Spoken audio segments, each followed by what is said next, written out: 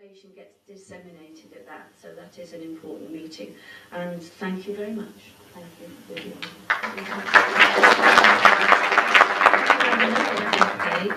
And now to our speaker, Professor John Patrick, who was the orthopaedic surgeon at the famous Robert Jones and Agnes Hunt Hospital, and later was Professor of orthopaedic engineering at the University of Wolverhampton. Maybe he will spend a little word explaining why an engineer is also a surgeon. Since retirement, Professor Patrick's interest has turned to medical history in the form of the Black Death and the plague. Could it be that any lessons learnt from the past might be pertinent in today's epidemic of Ebola virus? Who knows, maybe it is all relevant. So Professor John Patrick, please.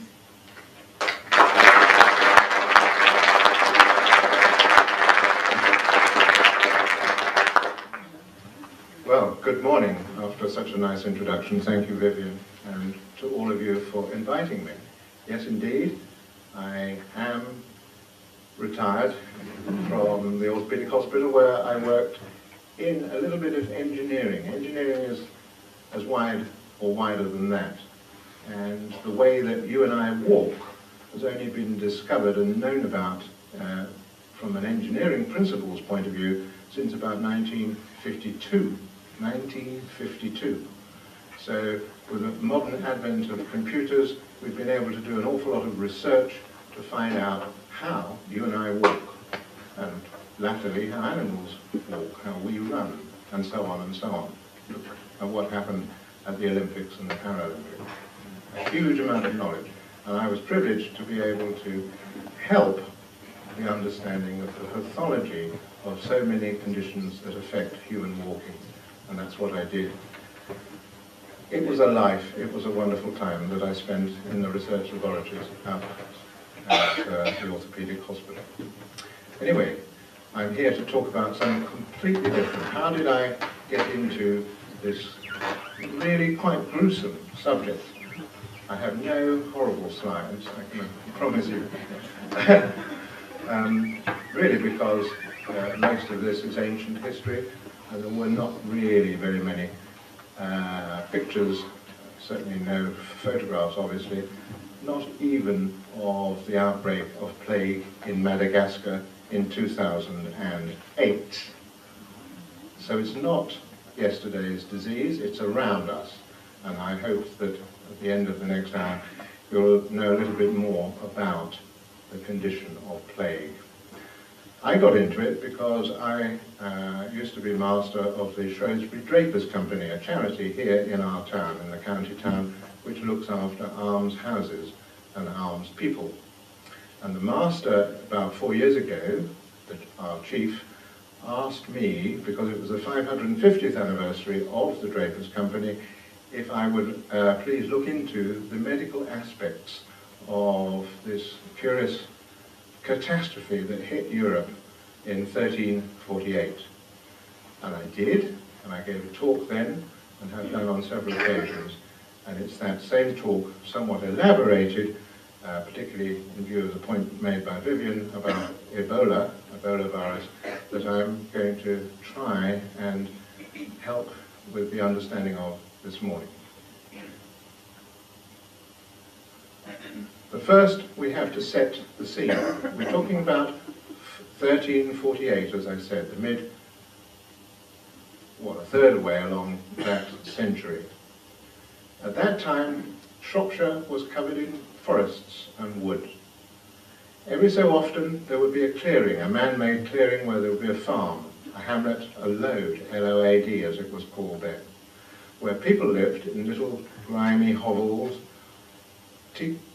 really very close to each other. They were the peasants. They were part of everyone else. The people who owned pretty much everything in those days were the nobility and to a lesser extent the church. All of us have vague memories of this, those that are not historians but learned about feudalism when they were at school. I'm not a historian, and there are going to be historians in this hall who actually will pick up things and be wanting to criticize, please don't. Remember that I'm not a historian. But to put the picture a little bit more, we had at the time a very small population. There are all sorts of arguments about how many people lived in England in the 1340s. The arguments need not concern us, but there are such people as archaeological statisticians who have gone into all the figures that are known. And I can't believe it. What, 5 minutes ago? Oh, there it is. Okay. It is known, certainly, that there were 4 million. It depends which expert that you read. It might be as many as 6 million people in England. Depends how people were counting, because there's no hard evidence. The hard evidence arrived at the time of a poll tax census in 1377. And that number, 2.25 million, as the population of England, is pretty sound. Everybody's agreed. Whether a third or a half of the population died as a result of the plague in England is not exact knowledge. But we do know that in London there were 40,000 people. It was the biggest city by far in the whole country. Ecclesiastical cities, certainly those closer to church buildings and trading centres like York on the rivers, Bristol, Winchester, were all big-ish, but York was next after London in size. So far as it is able to be calculated, Shrewsbury had about 3,500 people, and we'll come back to that later. But really, everyone else, apart from the nobility and the churchmen, lived in these small clearings where there were subsistence farmers. Small, little tiny groups of hamlets, but the same hamlets and small villages that we know in Shropshire and across England even today. And in that there was this medieval society, and particularly it's important for me to put over to you how unwell the vast mass of the population of the serfs was. They managed their lives, but we know from all sorts of clever modern measurement techniques that they were a pretty unwell group. People now can analyse what is in the bones of people discovered at the bottom of plague pits. And they were, all of them, showing a great deal of evidence of chronic disease, particularly of malnourishment. They had low vitamin D levels, low calcium levels. They were osteoporotic, that's a word we all know. And they were chronically anemic, so they didn't have much in the way of immunity from almost anything, even the common cold or flu. As well, a lot of them had to go at the drop of a hat almost to follow their liege lord into battle as soldiers, certainly all the young and fair ones. So they were maybe suffering as well in 1348 from the effects of a lot of wars that their king took them to. And here he is, Edward III. He was on the throne at the time. He took over the throne really at the age of 14 in all sorts of curious ways. I'm not a historian, but he stole into, I think it was Nottingham Castle, through some backdoor entrance, and arrested Mortimer, who was his mother's lover, it would appear, and had him arrested, and he later was executed. Then this boy, and he was just a boy, I suppose, started on changing English history. We know about it, he didn't at the time, but he had a lot of presence, very obviously, and he was able to nip up to Scotland and created havoc up there, subjugated them once, twice, 3, 4 times, many times, in fact, in the next 10, 15 years. And then he decided that with the King of France at the time, another young man called Philip VI, that together they would go on crusade on the instruction of the Pope to the Holy Land. But Philip VI of France decided, for whatever reason, that he would start supporting the Scottish. So there were lots of wars in northern France in particular. And we all have heard, not of Halidon Hill, but we will all have heard of Cressy, where the English longbowmen, these same serfs, Cheshire archers, many of them, were able to completely trounce the French army. All of us are aware of that, I'm sure. Neville's Cross, where's that? Well, the Archbishop of York, the English Archbishop of York, who had been appointed by King Edward, took another English army north into Scotland and smashed the Scots again in the same year, in 1346. At the end of all this warring, people then had to start returning to these same feudal occupied lands. This serf army divested itself of its longbows and returned, much the worse for wear. And I don't mean through drink, but they were in armies of that time, right up to really the present day almost, likely to be suffering more chronic diseases. There were outbreaks of cholera that are known about, or at least it's assumed it was cholera. They suffered from typhus. That's from fleas. You scratch them and you get a really unpleasant illness. So there were lots of reasons why that population of soldier serfs were undernourished and not a well group of people. There's a sort of facsimile, really, a photograph of a modern-day serf. But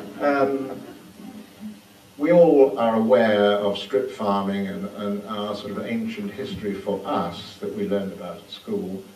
But particularly, they lived alongside their animals in tiny little hovels with thatched roofs. They worked extremely hard, and they were sort of owned by their liege lord. They had to ask permission to get married. They had to ask permission, written permission, to go to the next door county to visit a relative. And they lived in dreadful conditions. We can all imagine that. We've all seen enough programs on the television.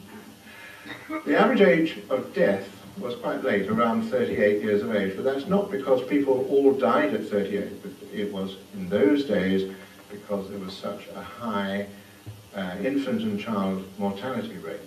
So those that survived into their teenage years would likely live to at least 38. There are many 50, 60, and even 70-plus-year-old persons, although a lot of them were of the noble classes or monks and nuns in monasteries and nunneries. But the point I'm trying to make is that serfs were therefore more susceptible, and there must have been flu outbreaks and cholera outbreaks that decimated local populations. But suddenly something else arrived, the Black Death. It wasn't called plague until about 100 years later, in the mid-15th century. It arrived at a place called Melcombe Regis. Where on earth is that? It's still there, a tiny area just to the north of Weymouth.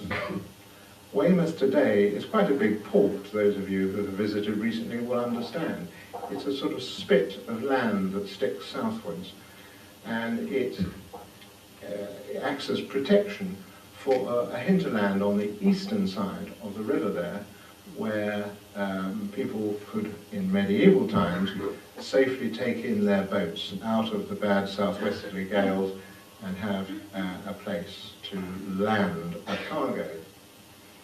And that's called, or was called, Melcombe Regis. A lot of trade, international trade, was done by the Genoese. The city of Genoa in northern Italy is today a city that's reinventing itself. It has to, because it was a huge industrial centre for 20th and 19th century Italy. But in the Middle Ages, it was one of the most important city-states in the whole of what we now call Italy. And Genoese merchants took their boats all over the Mediterranean basin. And they particularly went to the Crimea, and I'll come back to their city. They built a fortified trading city on the northeast coast of what is now the Crimea, called Kaffa. And it is to there that caravans from the Far East and from the Arabian and Indian peninsulas arrived with spices and silks. And the Genoese made a huge and very lucrative living out of trading those goods from their city, fortified city in the Black Sea, right out over the Levant and the Mediterranean basin. Unfortunately, when those two ships arrived, two barks arrived in June of 1348, not only did they have this normal trading cargo, but on board they had the black rats. And within 3 or 4 months, it had spread along the south coast, all the way up into Kent and into London, arrived there in the winter. It went towards Bristol in the southwest. It spread like wildfire. It had spread right across Europe like wildfire. And we'll come to some of the no longer theories as to why that might be the case in a few minutes. The result of all of this was ghastly. The country and all the countries of Europe, Western Europe, Central Europe, were devastated. It is definitely agreed by historians of proper repute, unlike myself, who are able to tell us that at least a third of the English population died within weeks. The evidence is patchy, though. But for example, at Crowland Manor, which is in Lincolnshire, the whole of one manorial set of villages disappeared. Tilgersley in Oxfordshire disappeared. All of the population of those small villages, maybe 30, 40 folk, all got the plague, all died, and those villages were never repopulated. However, it was a sporadic attack by this disease. Some places, like in St Albans, just north of London, as we all realise, we see it on the, as we go past on the M1, they were only slightly effective. Why would this be? Well, I hope to be able to show you that. One of the things that is most definite and really quite understandable, but still remarkable, is the high mortality rate in any of the cathedral cities. Why should so much death have happened in such places? All of the big cathedral areas. Well, of course, we have to remember that in those days, religion was the most important thing. It took over everything.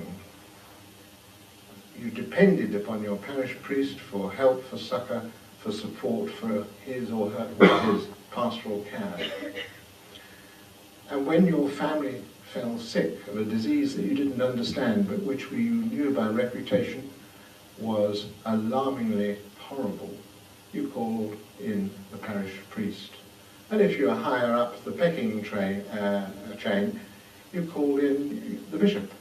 The Archbishop of Canterbury, Archbishop Strafford, died in 1348 of the plague, because they were doing their duty as churchmen. So it accounts for this very high death rate that we know about. We know about it because in all of these records that historians can look at, it's the church and the intelligentsia, the monks, who are writing all of this down. The common man did not know how to read and write, so that evidence is missing. So what is this thing? What is the plague? At long last I've got around to it. It was known then as the Black Death because there were plague tokens all over people's bodies when they got to the what's called the septicemic stage of the illness.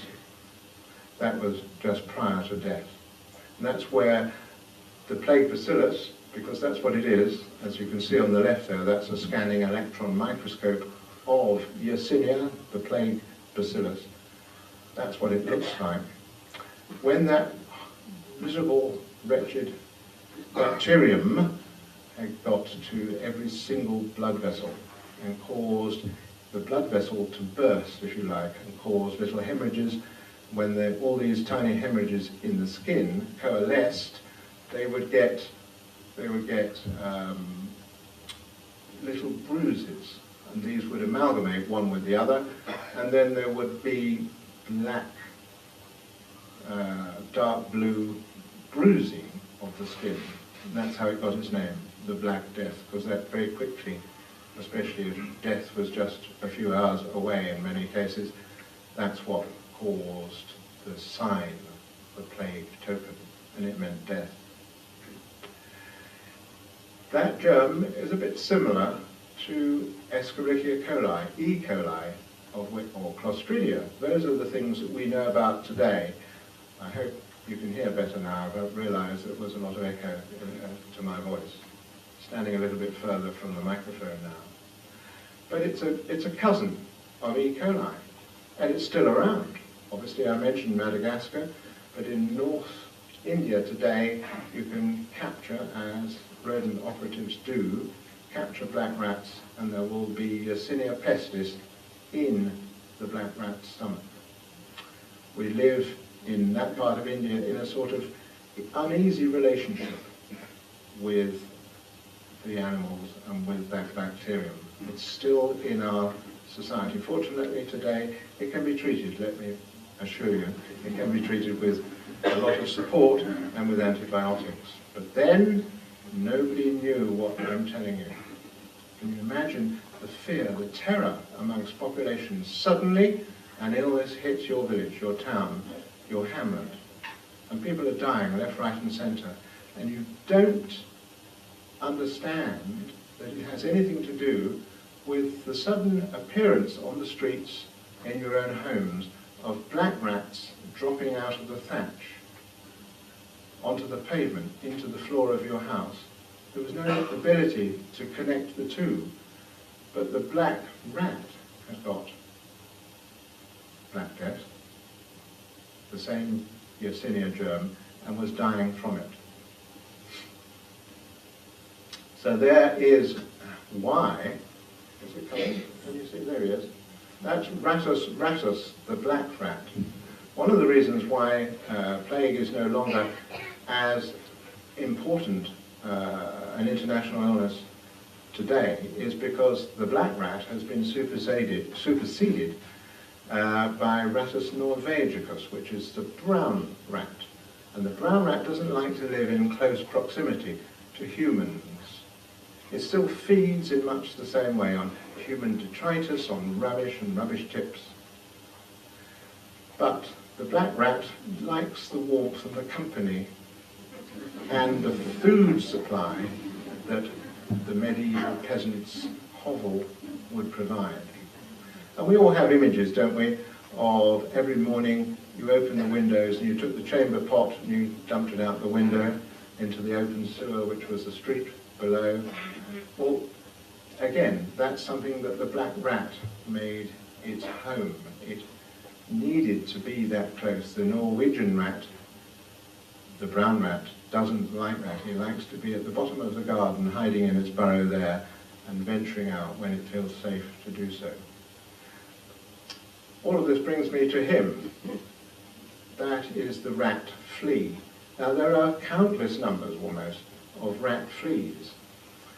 But that particular one is called Xenopsilia cheopsis, and it's species specific for the black rat. The brown rat has its own group of Xenopsilia fleas, but the Norvegicus brown rat doesn't have a flea that carries Yersinia. And it used to be called Pasturella pestis until the 1950s. It's been renamed after Dr. Yersin, who was working in the Institut Pasteur near Paris in 1894, as you see. And he was able to make the connection of the circle to the three elements: the rat flea, the germ, and the human.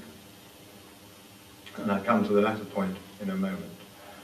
But we have this miserable looking tiny, tiny flea, about the size of a comma on your computer screen or typewriter, lives in the fur of the black rat and has to feed. And what does the rat flea do? But it bites. And when it bites, it can't get a proper feed unless it injects below the skin of the rat and the human. It has to inject some saliva. In the saliva is an anticoagulant, which we chemists and pharmaceutical investigators have certainly investigated, and some of, not the rat flea, but some of these anticoagulants have been used in humans, or at least the way that they work chemically has been used to advance medical knowledge. So there is something to be said for it, at the very least. Anyway, as it bites, it injects its saliva containing the anticoagulant, and if the rat, its host, primary host, is suffering from Yersinia bacterial infection, then that rat flea will very quickly also be contain its gut, and its saliva will also be containing the Yersinia germ. And so it's going to inject back into the black rat a small amount of the same germ, the Yersinia pestis. And that's what actually happened.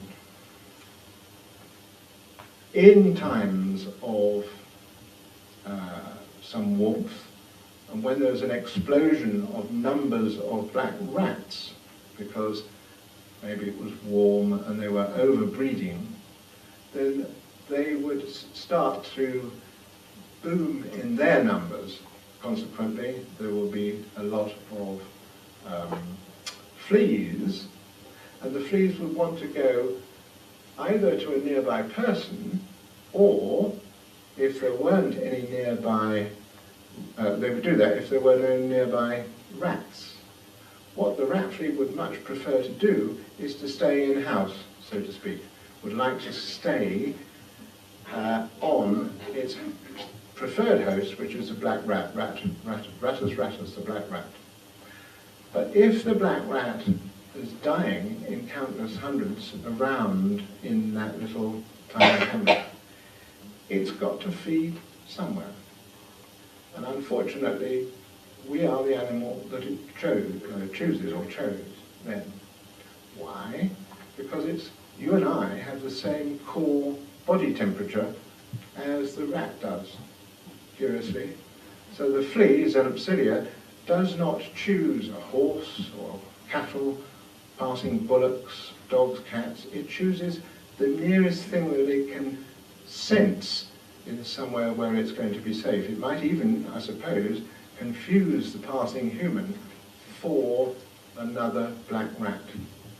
So it either jumps onto another black rat, but if there aren't enough black rats around, because they're all dying of plague themselves, then it has to get to something else in order to survive, and it jumps onto the nearby bare skin of a nearby human. Now, most of the nobility and the church were not exposed in their extremities. They didn't have bare skin, they had stockings and all the rest of it.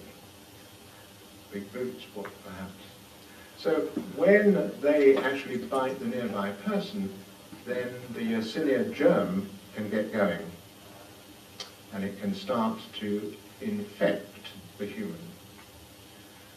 At the time of the bite of the flea into the human, it's going to inject, it is calculated, in that little tiny dribble or drop of the saliva, it's going to inject into the person around 15,000, only 15,000 of the Yersinia pestis bacterium. And initially, the peasant might just brush the leg, swipe where he's been bitten. We all have been bitten by little mosquitoes and things, haven't we, as we travel around. You can sense how that occurred. And that particular man or woman or child feels okay. Oh, it's just another bite, pleased to that sort of thing in the Middle Ages. But things worsen from that moment onwards, because within a couple of days that particular person is extremely ill, with a very high fever, very toxic, stopped being able to eat or drink, and they are really, really unwell, prostrate, being put to bed and being nursed by other people, probably family members. And then suddenly these things appear. That's how it got its name, buboes, bubonic plague. What are buboes? Well, that's actually, you can't see the buboes, but you can see perhaps, I hope that there's not too much light here, but you can see little black spots of the septicemic part of the plague, where the bacillus has got into so many millions and trillions of capillaries, the tiny little blood vessels, that all of them break down and these black spots appear. We'll go into the other methods of spread in a moment. The spread is not into the arterial system, the red blood, or even into the blue-blooded venous system. It's into the lymphatic system. So we have a bite, say down here on the bare skin of the lower leg or the foot, and that tiny little skin injury of the bite is where the disease may start. Locally, the human, even a medieval undernourished, poor resistant human, will mount a resistance to that infective bite. All sorts of white blood corpuscles and immune systems start to be brought forward to try and resist the infection. But Yersinia pestis is also on the march, and he goes from 15,000 to trillions within hours. And part of that is a lot of tissue breakdown at the site of the rat bite, or the flea bite, sorry, but also that Yersinia is now entering this third fluid transport system called the lymphatic system. We all have that. And when you have had, in the past, think about it, a sore throat, you get glands swelling in your neck, don't you? And it becomes sore. That's your lymphatic glands acting as a filter against the invading whatever it might be that gives you the sore throat. Yeah? And it's the same thing in bubonic plague. But these lymph glands in the groin or in the armpit are the second line of defense, and they really work hard to try and contain the infection. And they get bigger, and they get bigger, and they get bigger. And one of the things that was understood in the 1892 to 1901 outbreak in Madras and Calcutta, that sort of area, at the end of the 19th century, was how painful these buboes were. Nobody could have appreciated the screeching pain of this swollen lymph gland, or swollen lymph glands, because we all have many of them. And they all are fighting for space, and they are swelling and getting bigger and more involved with a failing defense against the Yersinia pestis bacterium.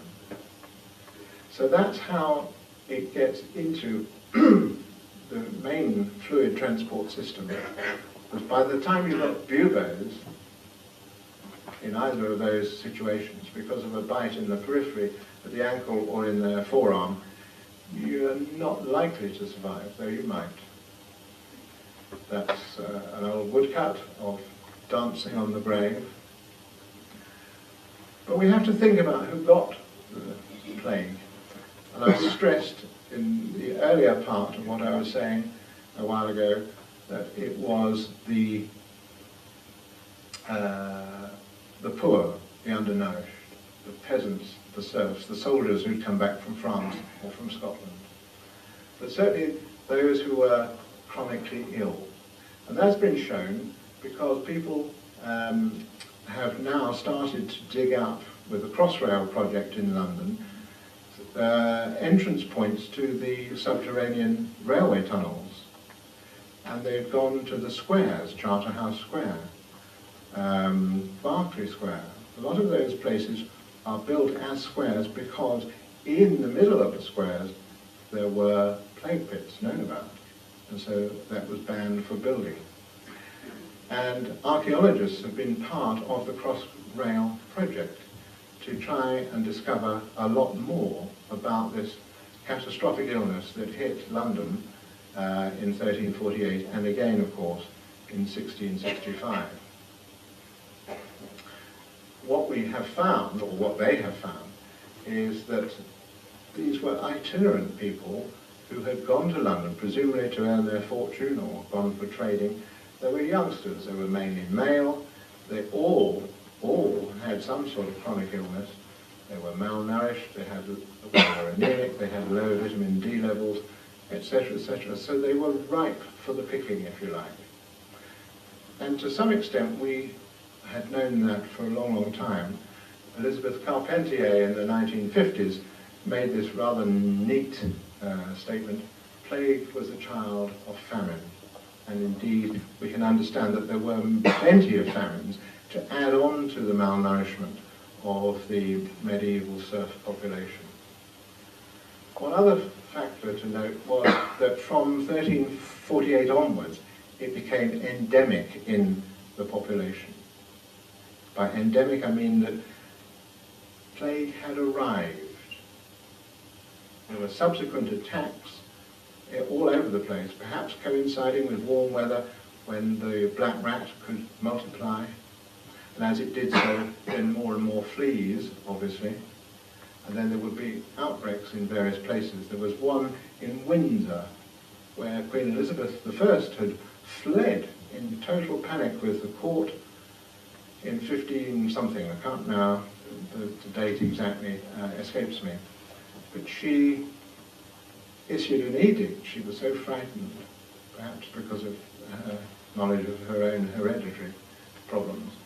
She was so frightened that she forbade anybody to enter Windsor without a pass to show where they had come from, and anybody who came to the gates of Windsor who had an address in the City of London was hanged immediately. No trial, nothing. The word soon spread around. So that's what endemic is. It stayed then and kept bursting forth in different attacks from then on, right up to 1911 when there was an attack in Suffolk. But that was traced to a couple of grain ships arriving, again with our black rat, from Argentina. So it was known about.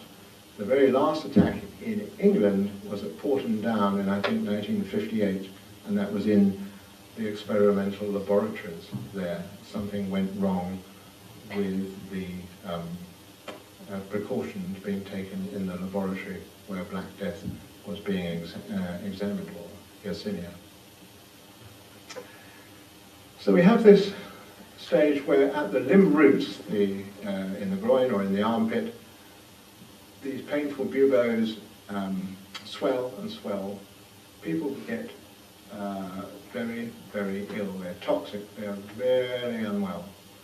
And in the Middle Ages, people asked the surgeon, idiots like me who didn't know any better, and I don't, to come along. And you see this enormous, horrible, swollen thing, and you seize the sharpest knife you can find, and hoping that that will release the miasmas, the fluids, that the person will get better. Unhappily, it soon became apparent that that was a death warrant. And indeed, if they burst themselves, they would probably, I don't want to go into it too much, but very close to the lymph glands are the main arteries and veins to the leg, you can imagine. So apart from the sickness and the fever, you were pretty soon dead. It takes around 7 to 10 days for normal immunity to build up. And Yersinia was foul enough as an illness to actually get you dead before you had time to mount a proper immunity, except that quite a lot of people did. If a third of the population died, then what about the other 2/3? Well, some of them must have been of group A, although a blood group A, which actually is immensely protective against getting plague, would you believe, is extraordinary, but there's one of those odd facts, very good for trivial pursuits, I imagine. But if you had group A, you were more likely to survive. If you had a strong immune system, and nobody knew about that, but some people do and some people don't, you might survive. And if you were lucky, you would certainly perhaps avoid being bitten. I only put that one in because there's a little bit about the 1665 outbreak in London, and the great diarist then was Samuel Pepys. And Samuel Pepys was inspecting naval stores in Portsmouth. The weather was bad, and he had to go to an inn with one of his fellow inspectors to stay the night before travelling back to London. And the two of them had to sleep in the same bed because there was no other room at that pub. And he wrote in his diary, "The fleas came to him, but not to me. His friend died of the plague." So luck was something that was in how you avoided getting the illness. If it had got into the lymphatic system, which I've been talking about perhaps a little too much, it would then go on into the lungs. And it will go into the lungs directly because somebody coughed at you, and their coughing breath as they coughed out at you. Remember, if it was a family member, you would be likely to be quite close, helping them to maybe drink or something of that sort. And you would then inhale the droplets that they're coughing out. And the inhalation, even if it wasn't their sputum, would be a culture of Yersinia, and you would inhale it. And if you did that, you had pneumonic plague within 48 hours, and 49 hours later, you'd be dead. So that was the worst way. And it's that modern historians, medical historians I may say, use now, only in the last 5 or 6 years, to explain how the Black Death and how the Great Plague of London killed so many people so quickly. Not this long rigmarole of fleas and this vector and that particular cycle, but when quite a significant number of the population had got the disease, they would then pass it on very, very rapidly to family members, to the visiting priest, to the visiting doctor or nurse. And so it would then kill in that fashion very, very rapidly. And it was rapid. Remember, I showed you the slide where from Dorset to London, it made the trip in 6 months, ravishing, desolating the population in that time. In those days, it took probably 3 or 4 days to get to London if you went on horseback, and longer if you walked. Where did it come from? Importantly, I hope you can see there, this is a Catalan map, a reproduction on the slide of a Catalan map from 1311. So it's in our time. And you can see, I think, that the Black Sea is oversized, and certainly the Crimean Peninsula is definitely oversized for the scale of the whole of the European maps. And that's because on the northeast side of it, there was this town of Kaffa that I've already mentioned, where the trade routes from North India, from the Arabian Peninsula, from China, all, or a lot of them, arrived because they, the merchants from the Far East and from Arabia, wanted to sell their wares to somewhere in a marketplace. And the Genoese from Genoa, Genoa is there, had this enormous number of sailing vessels and went to Kaffa, built themselves a fortified city there. They were a bit fearful of their neighbours, just as Putin is today. But they traded there, and then into their boats went these precious cargoes, and unhappily, after 1347, an additional extra cargo of rats. And we know it was there then, and we know there are sporadic, as more and more information is assembled, there were knowledges written of sudden pestilence which hit people on the caravan overland trails before people got to Kaffa itself. It came to Istanbul in 1347.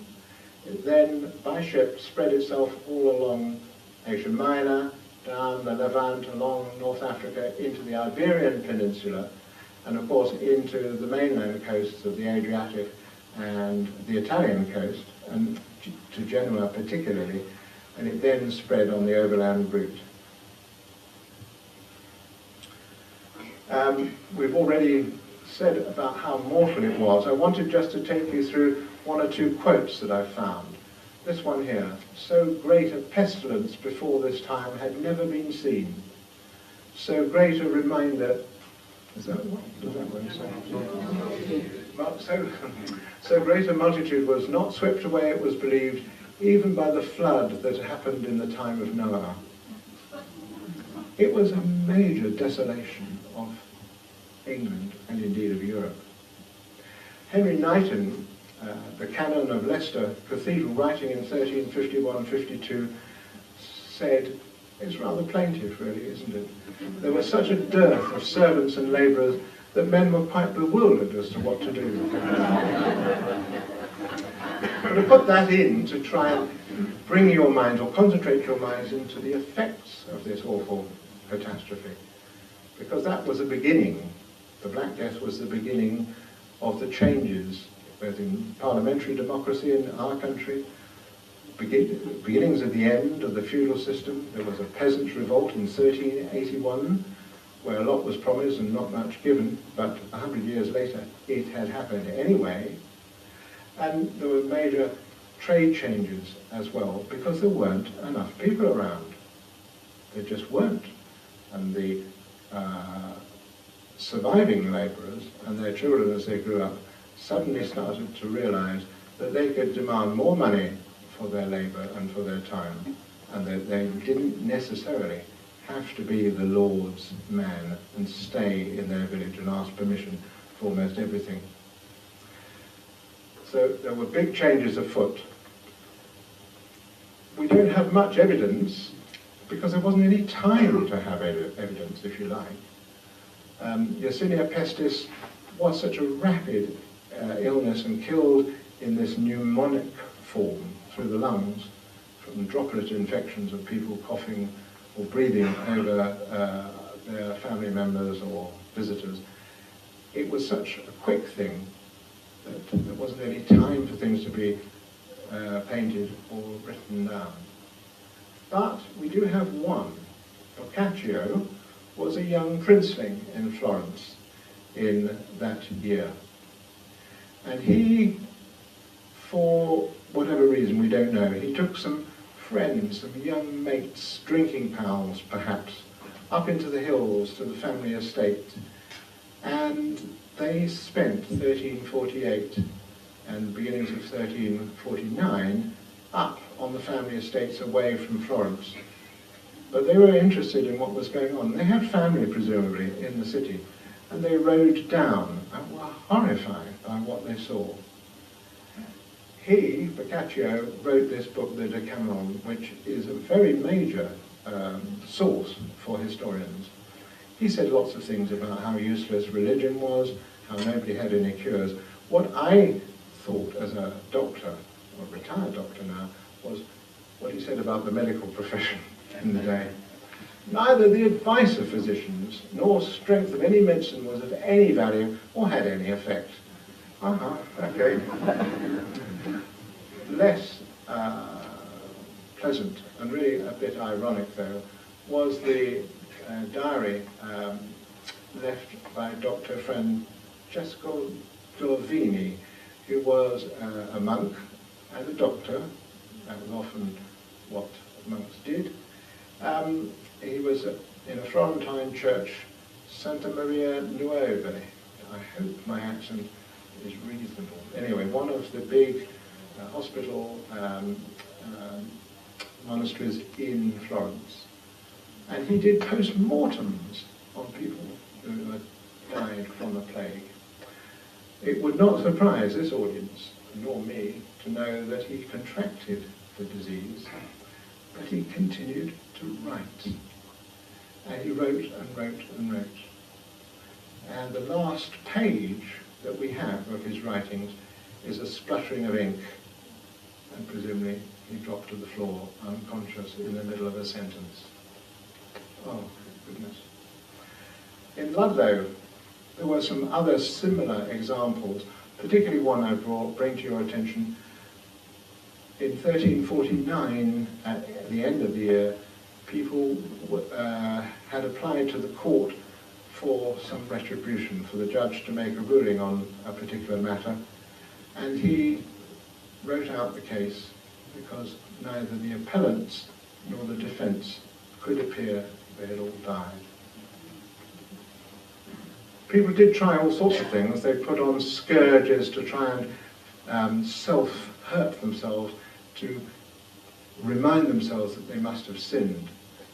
The things that they did were probably of no good effect. Certainly poses and burning fires and all the things that were tried then did not work. But what did work, and it was common sense really, was that people were placed in pest houses if they had a temperature, if they were looking ill, or probably if their neighbours didn't like them and informed on them, But that's what's happening now. We see it on our television screens, yeah, in West Africa. So they also made bans on travel and taking in lodgers who you don't know and don't know where they've come from. There were quarantine bases around all the English ports. There was a big island near Canby Island where ships had to register and stay moored for 3 weeks to ensure that nobody had got the plague. And if they had, the ship obviously wouldn't move at the end of 3 weeks because all on board presumably would be dead. Those sorts of quarantine ideas are exactly what's being used today, and tracing of contacts. So how did it affect Shropshire? Well, it came up the Severn, the M5 of its day, from Bristol. I told you Bristol was affected, and we do have evidence here of lots of benefices that fell vacant in 1349. It didn't start in Shropshire until 1349, but we know from figures that of the different, where's much why not there, up at the top, that there were 52 parishes that were advertising in ecclesiastical terms for a new vicar, please, a new priest, because they had that number of vacancies. Strangely though, in Shrewsbury, there were no obvious signs of the plague, or at least not initially. But recent research in the last 15 years have shown that in the Archdeaconry of Shropshire, there were amongst the clergy the same 36% of deaths.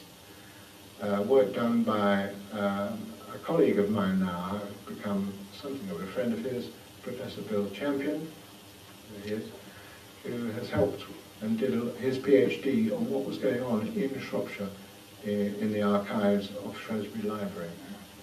But he showed that the numbers did fall. Particularly, I want to introduce this one to you. He found evidence, written evidence, that in Fish Street, about the number of fishmongers who were trading there. In 1343, according to what they wrote it down in then called the Curia Generalis, there were 16 fishmongers who were trading. In 1345, just before the outbreak, that number had varied, it had gone down to 12. Unfortunately, he doesn't have the figures of 1350 or 1360. The earliest he can find is the early 1400s. But in the 3 years around 1406, 1407, those numbers of fishmongers trading successfully in Fish Street had dropped by approximately half. Similarly, lawsuits in Colham. Owen and Blakeway were some Victorian historians who published in 1829 about, they had found written evidence from the borough of Shrewsbury at the time that they were going to appoint themselves emergency powers, which would last for 2 years, to stop, presumably, people travelling or people disposing of the dead in a particular way, or whatever it was. We don't know what it was that they found, annoyingly, and the archives have been searched, and presumably either Owen or Blakeway, these Victorians, took that material home with them, worked on it, and then forgot that they got it. Oh, how many other researchers in this room have got annoyed with that? I certainly have. But in 1349, there was sufficient positive thinking in our town here that the Shrewsbury Drapers Company commissioned the beginnings of the build of the Trinity or Drapers Chapel on the south side of the transept of our beautiful St. Mary's Church. So something was afoot, and it wasn't plague and doom, it was a positive thing. There is a point here that needs investigating. And I would love to do that research. I've looked into it. Bill Champion has said, well, you have to know how to understand medieval script. I can't, and it's a completely foreign language to me. If there's anybody in this hall who might be interested in helping in such a thing, who knows about medieval writing, perhaps they'd like to come and speak to me afterwards. We could get together and do something, I think, of some importance. It did affect lots of parts of Shropshire. The church and the parish records all show this. I mentioned that there were lots of almost advertisements for new priests. The one from Lilleshall Abbey, biggest abbey hereabouts in the 14th century, they are of great interest. They used to let out their forest land for wood gathering, not for tree gathering, but for the underwood, for their boughs and branches that had fallen onto the ground, of the dead trees that had fallen over in a big wind.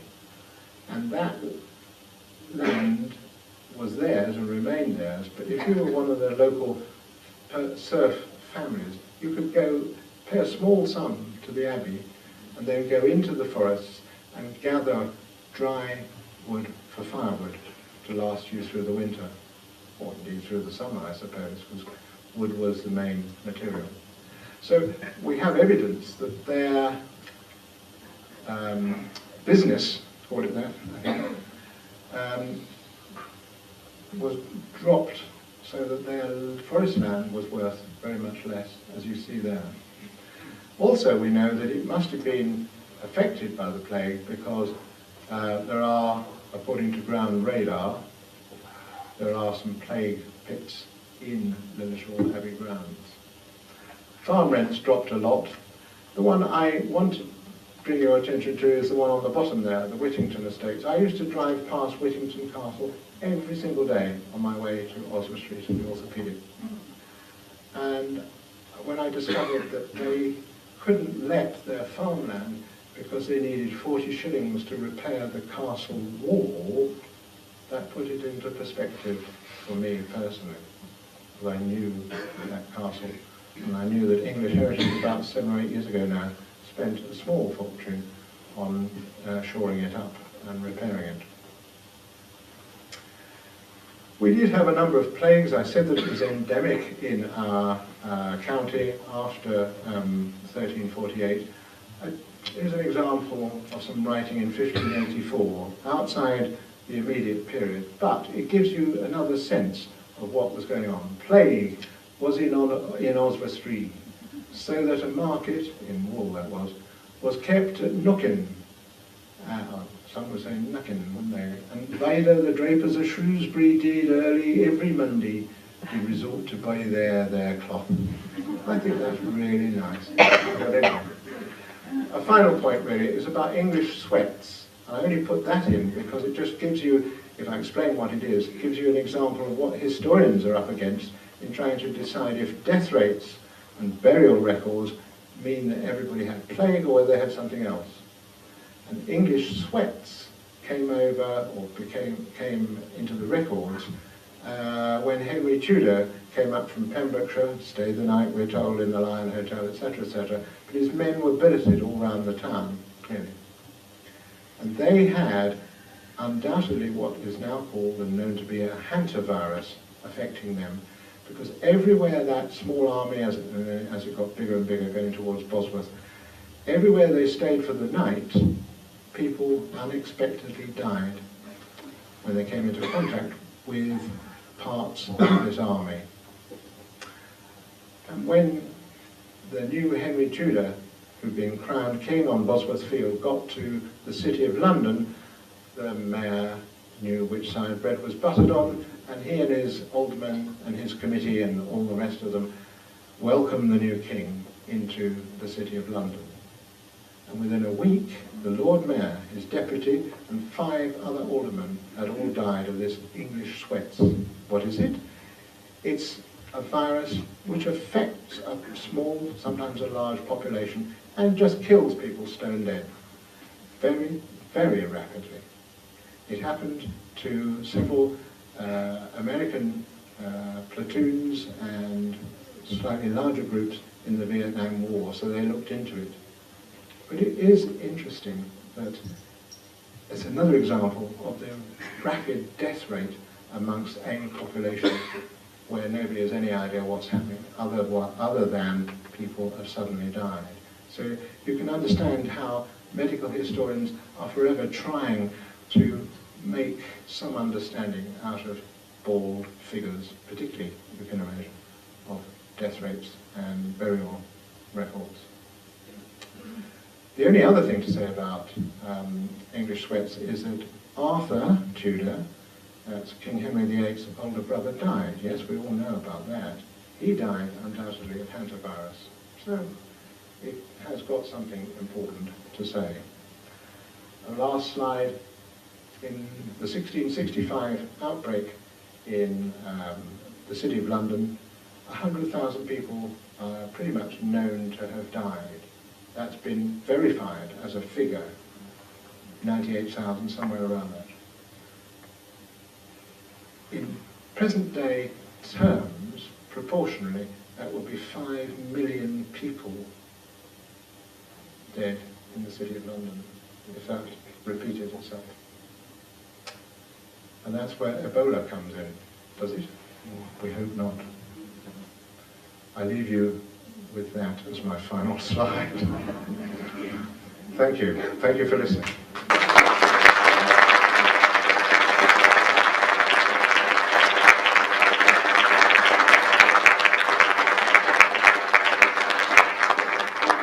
Professor Patrick, we are running a little bit late, but we just have time for maybe 2 questions if anybody wants to ask anything at all. Yes, please. I have an understanding there's still a residual population of black rats somewhere in the walls of London. Is that so? The question was, is there a residuum of black rats in the wharfs of London? The docks and so on. In the docks, the black rat. Black rats are still existent in the United Kingdom, yes. And whether they have Yersinia pestis in their guts, I do not know. But I would imagine, just thinking about it, that the public health authorities would have had a good go at capturing a few and just testing. I hope so. Well,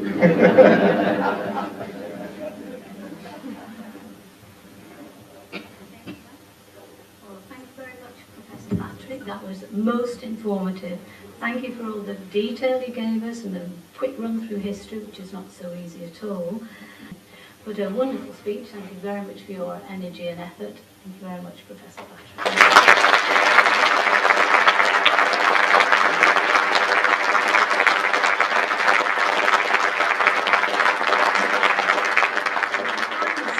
Our next meeting is on Monday the 15th of December, and it's our Christmas do at the Lord Hill Hotel, 10 a.m.